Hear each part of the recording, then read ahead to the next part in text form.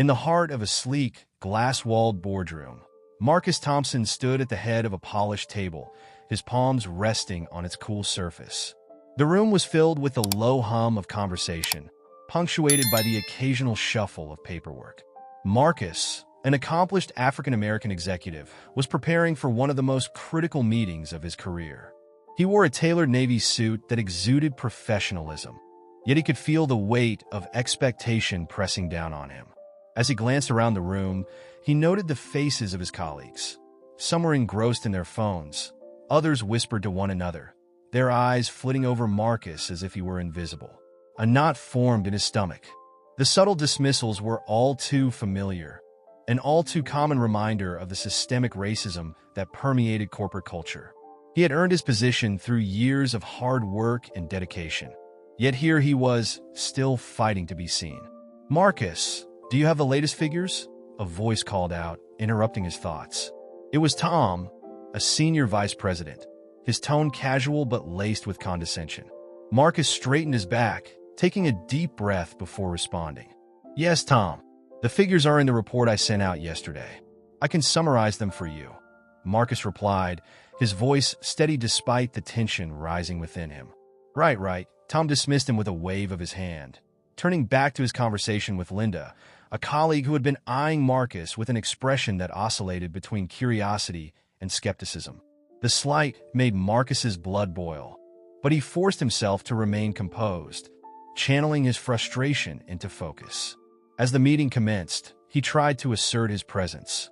He presented his analysis on recent market trends, his words punctuated by data and insights that reflected his expertise. But as he spoke, he noticed the room's attention drifting. Heads turned away, whispers resumed. A sinking feeling settled in his chest. He was being overlooked again. "Thank you, Marcus. We'll take your recommendations under advisement," said the meeting chair, a man named Greg, who had hardly made eye contact during the presentation. The dismissal felt like a punch to the gut, and Marcus clenched his fists beneath the table, fighting the surge of anger threatening to spill over. After the meeting, the tension lingered in the air like a storm cloud. Marcus approached Sarah, a colleague he had considered an ally. "Did you notice how they treated me in there?" he asked, his voice barely above a whisper. "I felt invisible." Sarah looked taken aback, her brow furrowing. "Marcus, I think you're being too sensitive. They just need to see more from you. You have to earn their respect," she said, her tone dismissive, as if he were overreacting to a mere oversight. "Earn their respect?" he echoed, incredulous. "I've earned my place here. Why is it that I have to prove myself more than anyone else in this room?" She shrugged, her eyes darting away. "It's just how it is in corporate culture. You know that." Frustration boiled within Marcus, but he forced himself to nod, feeling the fire of determination igniting in his chest. He would not let this incident define him. The dismissals, the underestimation, they would only serve as fuel for his ambition. Later that evening, Marcus sat alone in his dimly lit apartment, the city skyline shimmering outside his window. He reflected on his journey from a challenging neighborhood to this moment, sitting at the table with executives who viewed him as less than. The memories flooded back. His mother working tirelessly to make ends meet, his father's stern advice to never let anyone's prejudice dictate his worth. "Hard work, Marcus.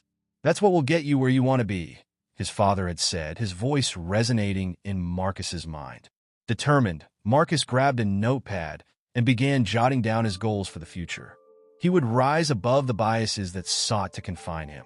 He envisioned himself unapologetically at the helm of the company, leading with integrity and an unwavering commitment to change.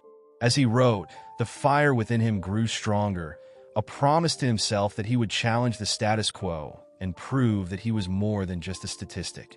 This was just the beginning of his journey, and he was ready to fight.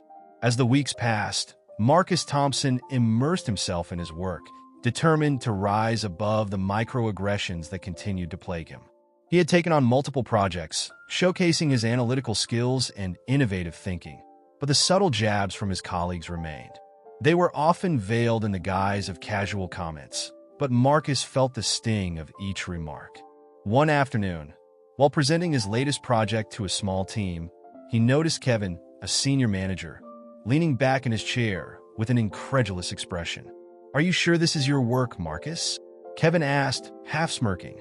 "I mean, it's impressive and all, but it's hard to believe you could pull this off." Marcus clenched his fists beneath the conference table, his heart racing. "I assure you, Kevin, I'm more than capable," he replied, forcing his voice to remain steady. "This project is a culmination of months of research and planning." "Yeah, but you know how these things go. I just think it's a bit of a stretch," Kevin retorted, dismissively shrugging his shoulders. The room fell silent, the tension palpable as Marcus fought to maintain his composure. He could feel the eyes of his colleagues on him, some filled with pity, others with skepticism. After the meeting, Marcus sought solace in the office of his mentor, Mr. Johnson. The older man's office was adorned with accolades and framed photos of his career milestones, a testament to his success in a world that had often been unforgiving. As Marcus recounted the incident with Kevin, Mr. Johnson listened intently, nodding his head in understanding. "Marcus, you have to remember that resilience is key," Mr. Johnson said, leaning forward in his chair.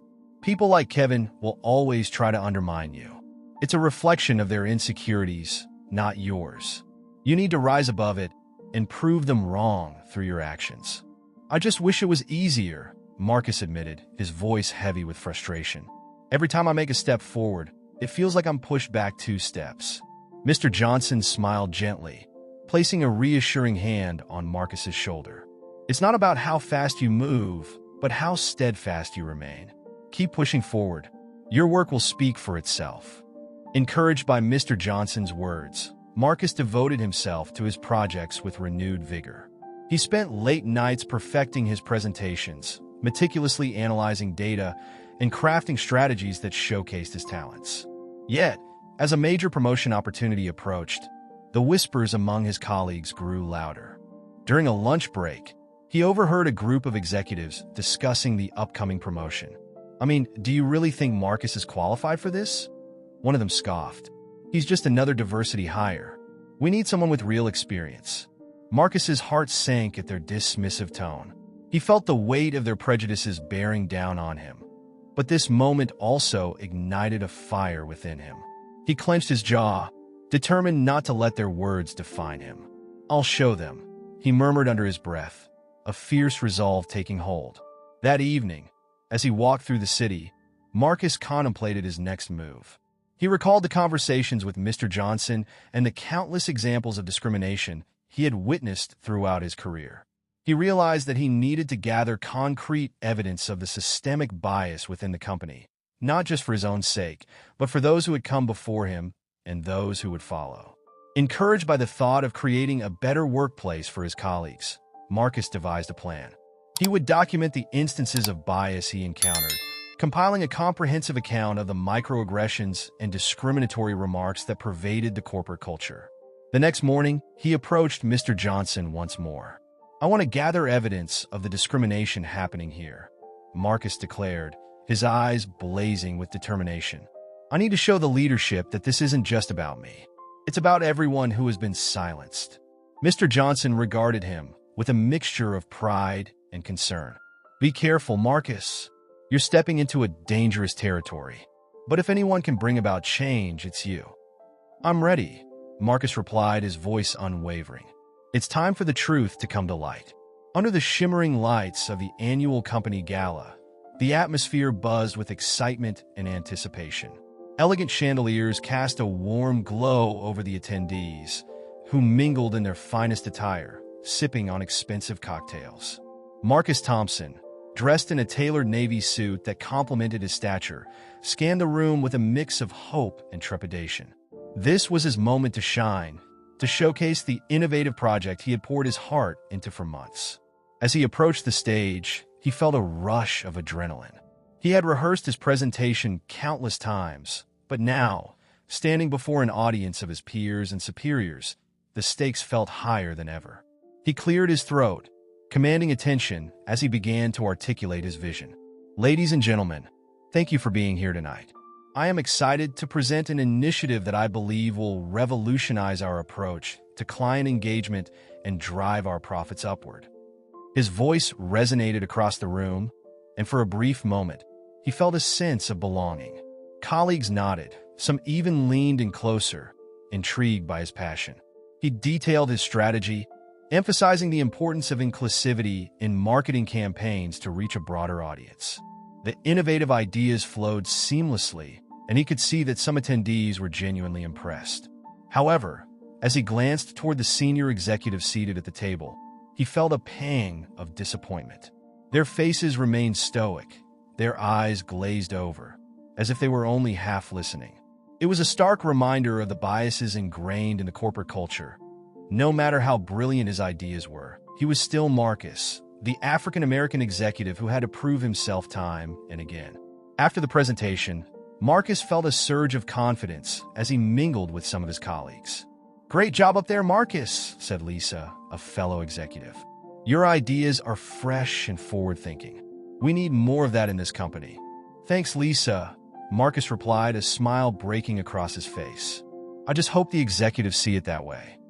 As the night progressed, he found himself gravitating towards a quieter corner of the room, where a group of employees from various departments had gathered. They were sharing their experiences, and he felt compelled to join their conversation. "Can you believe the lack of recognition we get?" asked David, a junior analyst. "I've been working on that project for months, and the moment it was presented, it was overshadowed by someone else's work." "I know exactly what you mean," said Keisha, a marketing manager. "Sometimes I feel invisible in this place. It's like they don't see us, no matter how hard we try."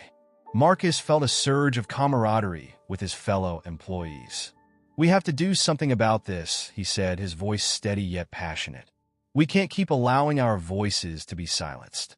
It's time to unite and share our experiences, to show them that we're more than just numbers or titles." The group nodded in agreement, their expressions shifting from resignation to determination. "We should form a coalition," suggested David. "If we band together, we can push for change, real change." As they discussed their plans, Marcus felt a sense of purpose igniting within him. He realized that he was not alone in this battle. There were others just as passionate about confronting the systemic issues that plagued their workplace. They exchanged contact information and vowed to meet again, determined to strategize and amplify their voices. Meanwhile, back in the executive suite, tensions were rising. The company's board had been grappling with declining profits, and the pressure was palpable. Executives shuffled in and out of meetings, their brows furrowed with worry. "We need solutions, and we need them fast," Roger, the COO, barked at his colleagues. "Ignoring the problem isn't going to make it go away." Marcus, overhearing snippets of their conversations, felt a mix of frustration and clarity. He had been advocating for innovative strategies, but they had gone largely ignored. The stark reality hit him. If they were unwilling to listen to his ideas in times of prosperity, how could he expect them to change in the face of adversity? Determined to make his presence felt, Marcus vowed to take the fight to the next level. He would gather the evidence of bias and discrimination, not just for himself, but for the many others who had felt the brunt of the corporate culture. Change wouldn't come easily, but he was prepared to challenge the status quo. He knew that if he wanted to make a real difference, he would have to confront the deeply rooted prejudices head-on. And with his newfound coalition of allies, he felt emboldened to take on the daunting task ahead. Marcus Thompson stood outside the sleek glass doors of the boardroom, his heart pounding in rhythm with the anticipation that enveloped him. Today was not just another meeting. It was a pivotal moment that could define not only his career, but also the very culture of the company he had dedicated himself to. He had meticulously gathered evidence of the systemic discrimination that had plagued the organization, and now he was ready to present it to the executives who had dismissed him time and again. As he stepped inside, the atmosphere crackled with tension. The long, polished table was surrounded by the company's most powerful figures, their faces a mix of curiosity and skepticism. Marcus took a deep breath, straightening his tie and adjusting his glasses, before confidently taking his position at the front of the room. Despite the sheen of the boardroom's decorum, he could feel the weight of their gazes, some bored, some judgmental, and a few, perhaps, intrigued. "Good morning, everyone," he began, his voice steady but firm. "Today, I'm here to discuss something that goes beyond profit margins and quarterly reports. I want to address an issue that lies at the very core of our company's integrity: the pervasive culture of discrimination that has stifled talent and innovation. He began to present his findings, displaying charts and testimonials that highlighted the bias many employees, especially from marginalized backgrounds, face daily. As he spoke, he could see the executives shifting in their seats, their defensiveness rising like a tide. "Marcus, while we appreciate your efforts, we need to focus on the bottom line," interjected Roger, the COO, with a dismissive wave of his hand. "This isn't the time for a diversity seminar. We have pressing business matters to address." Marcus felt a rush of indignation. "With all due respect, Roger, these issues are directly tied to our bottom line. A diverse workplace fosters innovation and drives profits. Ignoring this reality will only lead to further decline." The tension in the room was palpable. Some executives exchanged glances, while others scribbled notes, perhaps weighing the implications of what Marcus was saying. He pressed on, undeterred by their defensiveness. "It's not just about numbers. It's about people. It's about creating an environment where everyone feels valued and heard." As he concluded his presentation, Marcus felt a surge of adrenaline. He had laid bare the truth, and now it was up to the board to respond. Silence hung in the air, heavy and charged. Just as he feared the moment would slip away without acknowledgement, Sarah, who had been seated at the far end of the table, spoke up. "I'd like to add something," she said, her voice carrying a weight that surprised everyone. "I've been here for over a decade, and I've experienced the culture Marcus speaks of firsthand. I've seen talented individuals leave because they felt unwelcome. We cannot ignore this any longer." Marcus turned to Sarah, his heart swelling with gratitude. Her support was unexpected, yet it ignited a flicker of hope within him. The executives shifted their attention back to Sarah, their expressions ranging from disbelief to concern. "Sarah, are you suggesting we take action based on anecdotal evidence?" Roger challenged, his tone dripping with skepticism. "No, Roger," she replied, her voice steady. "I'm suggesting we take action based on reality. This isn't just about numbers. It's about the lives impacted by our decisions. We have the opportunity to change that narrative." Her words resonated in the room, and Marcus sensed a shift. He seized the moment. "Together, we can create a comprehensive plan that not only addresses these issues, but also outlines measurable goals for improvement. We owe it to our employees and to ourselves." The executives began to murmur among themselves, and Marcus could see the wheels turning in their minds. A sense of urgency was palpable. They were being confronted not only with data, but with the human cost of their complacency. "Let's take a break," the CEO finally said, his voice filled with deliberation. "We need to consider what has been presented." As the board members rose from their seats, Marcus couldn't shake the feeling that they were on the brink of something significant. Stepping aside, Marcus and Sarah exchanged glances, a silent acknowledgement of the battle they both faced. "Thank you for speaking up," Marcus said, his voice low but sincere. "I didn't expect that." "I know how it feels to be overlooked, Marcus," she replied, her eyes meeting his with a newfound determination. "We can't do this alone. It's time for us to hold them accountable." As the executives filed out, the weight of the moment settled upon Marcus. He had taken a stand, and now, with Sarah at his side, they were poised to challenge the status quo. The road ahead would be fraught with obstacles, but for the first time, he felt a glimmer of hope that change might truly be within reach. The boardroom was charged with a palpable tension as Marcus Thompson stood at the front, the weight of the previous meeting still heavy on his shoulders. The board members, now forced to confront the issues raised by both him and Sarah, exchanged wary glances.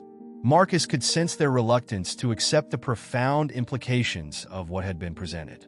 "While I appreciate the agreement to implement diversity training," Marcus began, his voice steady but firm, "this is merely a band-aid on a much deeper wound. We need to address the systemic issues that have allowed biases to fester within our ranks." Across the table, Roger, the COO, leaned back in his chair, arms crossed, a smirk playing on his lips. "And what exactly do you propose, Marcus? More meetings?" More discussions that lead to nothing. Change begins with accountability, Roger. Marcus replied, his gaze unwavering. We need to review our hiring practices, our promotion criteria, and our workplace culture. It's not just about training.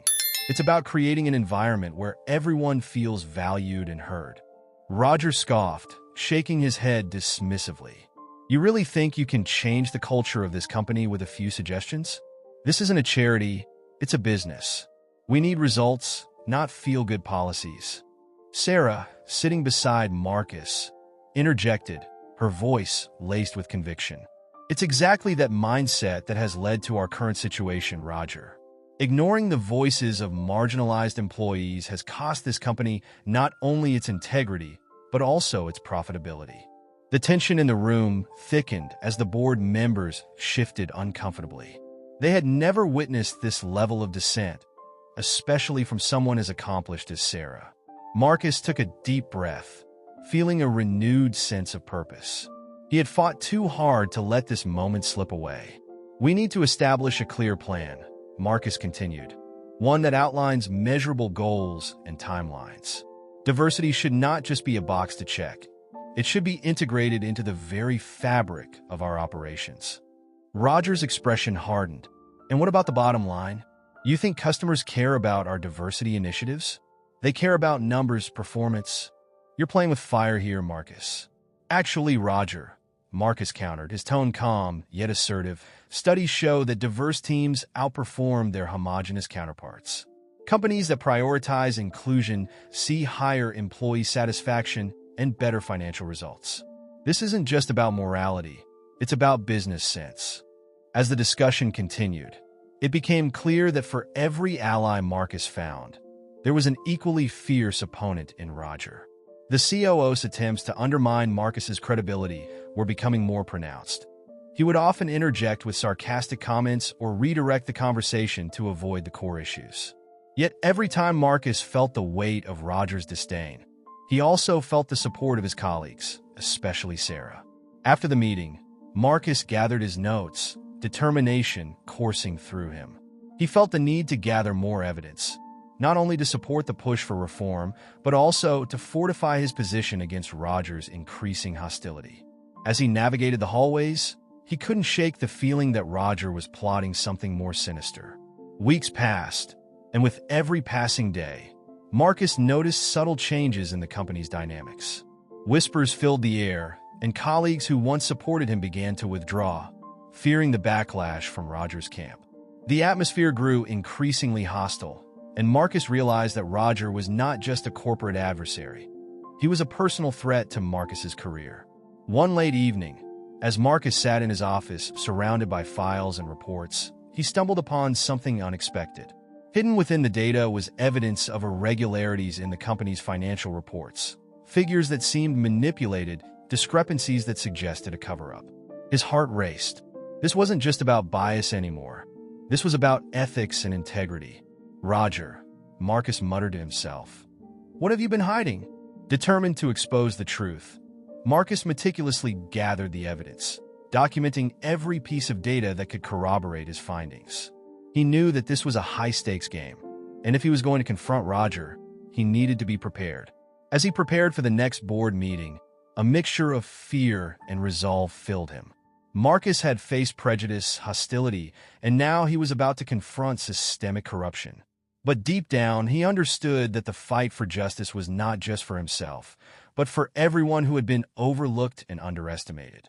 The boardroom was charged with an electric tension as Marcus Thompson stood at the head of the long, polished table, the weight of the moment bearing down on him. He had meticulously gathered evidence of the COO Rogers' manipulative practices, and now it was time to confront the very man who had sought to undermine him for so long.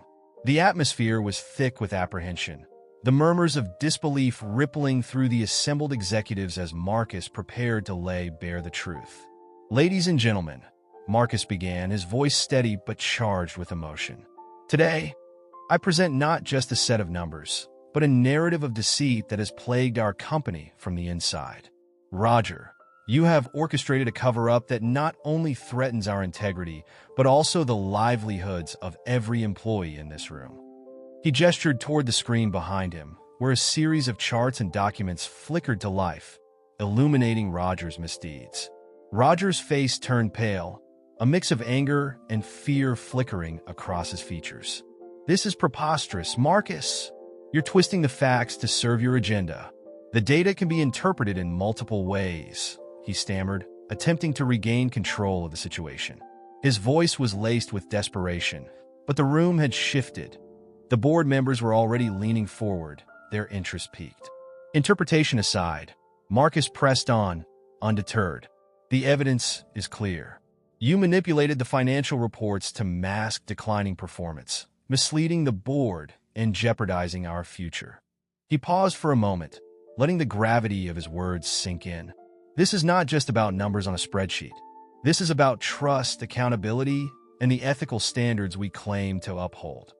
As he spoke, Marcus could see the board members exchanging glances, some nodding in acknowledgement of the truth he was revealing. The chaos erupted as Roger's defense crumbled, the tension in the room palpable.